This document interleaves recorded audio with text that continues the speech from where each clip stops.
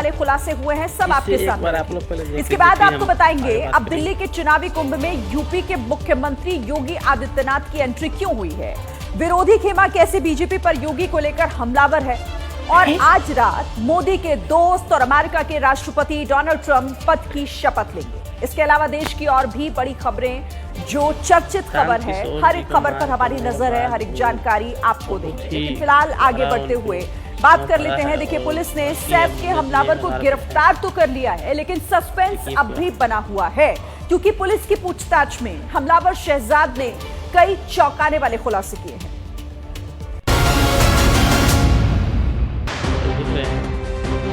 Police पूछताछ में पता चला है कि सैफ पर हमला करने वाला शहजाद कुश्ती का खिलाड़ी है और बांग्लादेश में कम वेट में नेशनल लेवल तक कुश्ती खेल चुका है। दरअसल ये बात किसी के गले नहीं उतर रही थी कि मामूली कदकाठी वाला आदमी सैफ अली खान पर हमला करके भाग गया और सैफ अली खान कुछ नहीं कर पाए।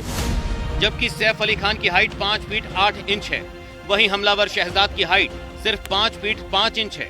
सैफ जिम जाते हैं, हमलावर दिखने में दुबला पतला है। सैफ की अच्छी खासी बॉडी है, हमलावर सामान्य कदकाठी का है। सैफ का घर 11वीं मंजिल पर था, इसके बाद भी हमलावर आसानी से 11 मंजिल तक सीढ़ियां चढ़ गया। हमले के वक्त सैफ ने हमलावर से टक्कर लेने की कोशिश की थी, लेकिन हमलावर कुश्ती में माहिर था, इसलिए उसने सैफ पर 6 बार हमला किया और आसानी से भाग गया। पुलिस पूछताछ में पता चला है कि हमलावर पहले भी चोरी कर चुका है और सैफ पर हमला करने से पहले उसने बांद्रा में कई नामी हस्तियों के घर की रेकी की थी।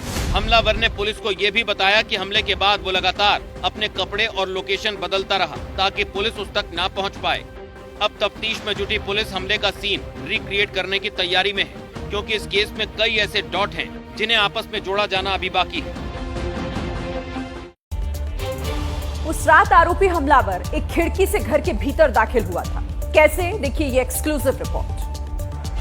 सैफ अली खान के ऊपर हमला करने वाला आरोपी शहजाद आरोपी के मुताबिक पार्किंग एरिया के रास्ते सीढ़ियों से फायर एग्जिट के यहाँ पर पहुँच गया था। 11वीं मंजिल तक वो सीढ़ियों से गया, जहाँ पर उसको डक एरिया में जाने का रास्ता दिखाई दिया। वो डक एरिया सीधा सैफ अली खान के घर की बाथरूम में जाता है। उसी रास्ते से ये घर में दाखिल हुआ और आरोपी ने कहा है कि वहाँ पर जाने के बाद एक ही हड़कंप मच गई, जिस पर उसने खुद के बचाव के लिए सैफ अली खान के ऊपर हमला कर दिया। सैफ का अस्पताल में इलाज चल रहा है, लेकिन सियासी गलियारों में हमलावर के बांग्लादेशी कनेक्शन पर जमकर जुबानी जंग छिड़ी हुई है।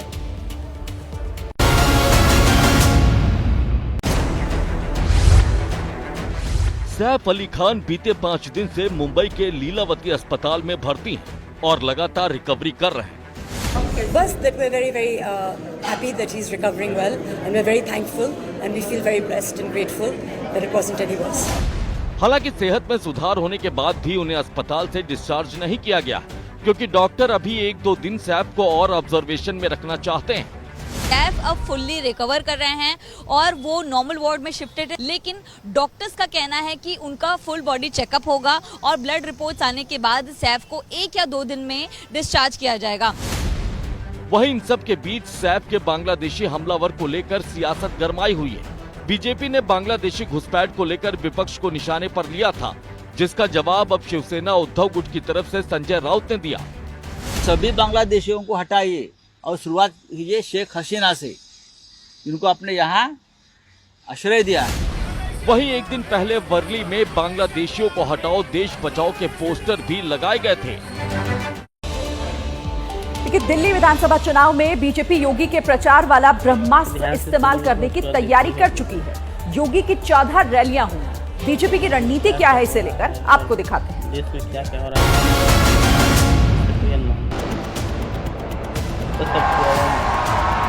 मटेंगे तो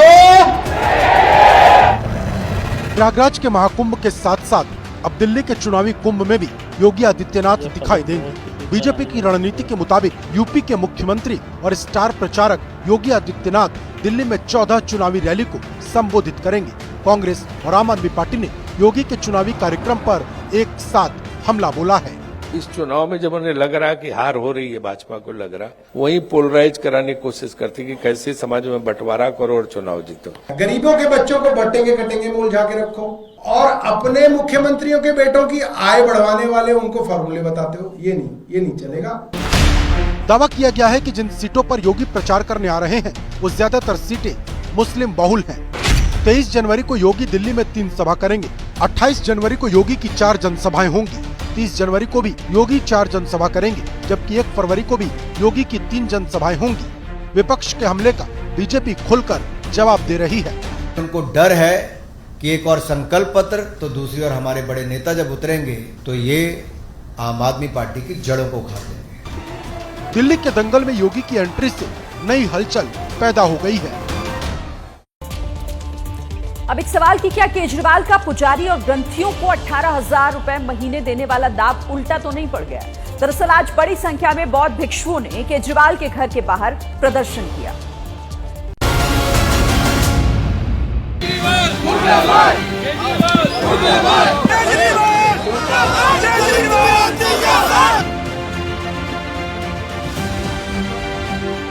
जो वादा केजरीवाल ने पुजारी और ग्रंथियों के लिए किया, वो बौद्ध धर्म, गुरु रविदास और चर्च में काम करने वालों के लिए क्यों नहीं?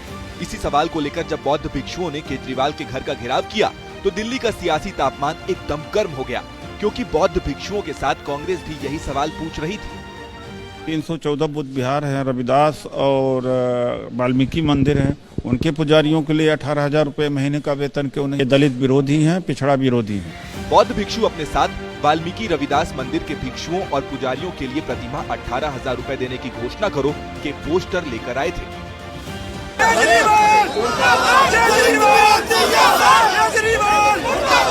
उनको लगता है कि वोट सिर्फ हिंदुओं का मिलता है, जबकि ऐसा नहीं है।